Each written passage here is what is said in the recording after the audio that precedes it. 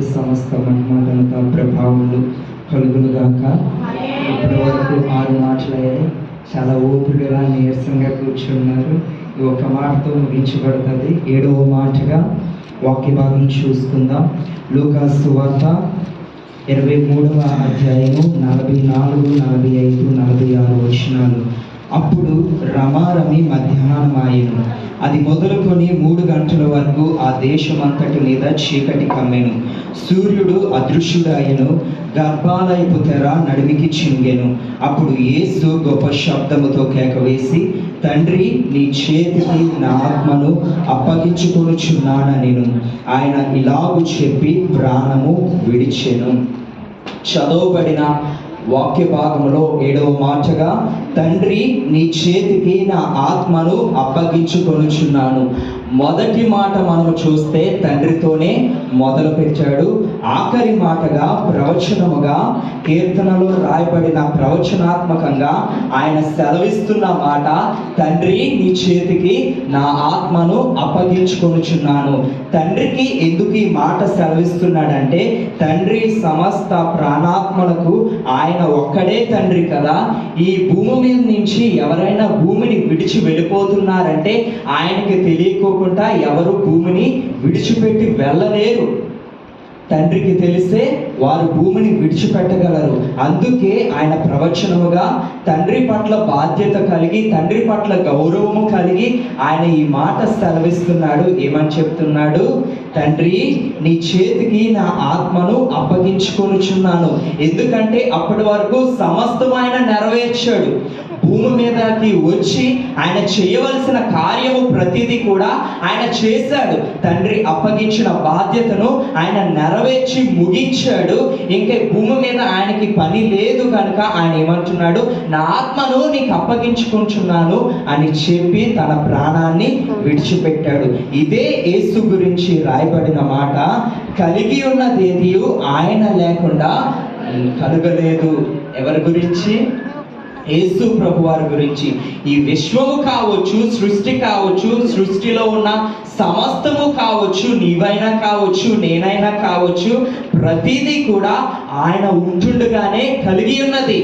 ఆయన లేకుండా ఏమీ కూడా అవలేదు. ఆయన ఉంటుండగానే కలిగి ఉన్నది. ఆయన అంటున్నాడు, అబ్రహాము కన్నా ముందున్నవాడను నేనే, సొలొమోను కన్నా శ్రేష్ఠుడు ఆయన, గొప్పవాడైన ఆయన గురించి రాయబడిన మాట. ఆ శబ్దము కావచ్చు, ఆ వాక్యము కావచ్చు, ఆ స్వరము కావచ్చు, కలిగి ఉన్నది ఏది కూడా ఆయన లేకుండా లేదు. ఆయన ఉండగానే కలిగినది. ఆయన గురించి రాయబడింది. ఆ బలమైన వాక్యము ఒక మంటి ఘటమైన మరియ గర్భంలో ప్రవేశించినది. శక్తి కలిగిన వాక్యము ఆ మంటి ఘటమైన అతి స్వల్పమైన గర్భంలో ప్రవేశించినది. తర్వాత శరీరధారిగా భూమి మీద 33.5 సంవత్సరాలు ఆ వాక్యము జీవించినది. ఆ వాక్యము తిరిగినది. ఆ వాక్యము అనేక అద్భుతాలు మనుషుల మధ్య చేసినది. అదే వాక్యము మ్రాను మీద వేలాడినది. నీకు నాకు విడుదల ఇవ్వడానికి, నీకు నాకు జీవం ఇవ్వడానికి, నీకు నన్ను మరణం నుంచి తప్పించడానికి, జీవములోకి నడిపించడానికి ఆయన కల్వరి శిలువలో మరణించాడు. అదే వాక్యము నేడు మన చేతుల్లో ఉన్నది. ఇది సజీవమైనది, ఇది బలము కలిగినది, ఇది జీవము కలిగినది, ఇది మన పాపం నుంచి మనకి విడుదలనిచ్చేది. ఈ వాక్యము మనల్ని బ్రతికిస్తున్నది. ఆ వాక్యము సజీవమై నేడు మీతో మాట్లాడుతున్నది. ఆయన మనతో మాట్లాడుతున్నాడు. ఆయన ప్రేమను మనం చూస్తాము కదా, ఆయన గొప్పతనాన్ని మనం చూస్తాము కదా, ఆయన ఔన్నత్యాన్ని, ఆయన కృపని మనం చూస్తాము కదా. ఆయన ఎక్కడో మరణించలేదు, ఎక్కడో చీకటిలో చాటుమాటున చచ్చిపోలేదు, లేదా ఎవరో ప్రేమించట్లేదు అని చెప్పి వాళ్ళని చంపేలేదు, వాళ్ళ మీద దాడి చేయలేదు. ఆర్భాటముగా ఒక వేడుకగా లక్షలాది మంది ప్రజల మధ్యన ఆయన మరణించాడు. ఆయన చనిపోయాడు. ఆయన మరణానికి ఒక అర్థం ఉంది. ఆయన మరణించుట ద్వారా మనకి జీవం వచ్చింది. ఆయన గాయాల ద్వారా మనకి స్వస్థత వచ్చింది. ఈ రోజు మనము సంతోషించవలసిన దినము, ఈ రోజు మనము ఆనందించవలసిన దినము. ఎందుకంటే మరణ బంధకం నుంచి మనకు విడుదల వచ్చిన దినము, మనము విడుదల పొందిన దినము, మనము విడిపించబడిన దినము.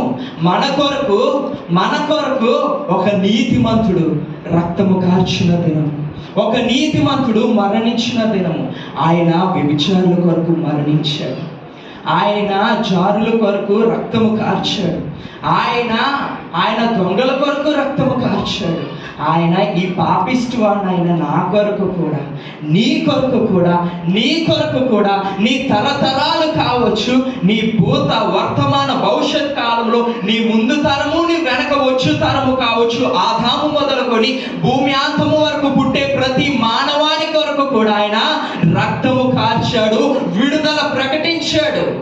ఆ రక్తము నేటికి కూడా సజీవమైనది, ఆ రక్తము నేటికి కూడా సజీవమైనది. అలనాడు మనం చూస్తాము, అలనాడు ప్రతి గుమ్మము మీద, ఇశ్రాయేలు గుమ్మము మీద గొర్రె పిల్ల రక్తము చిలకరించబడింది, ఒలికించబడింది, ప్రోక్షించబడింది.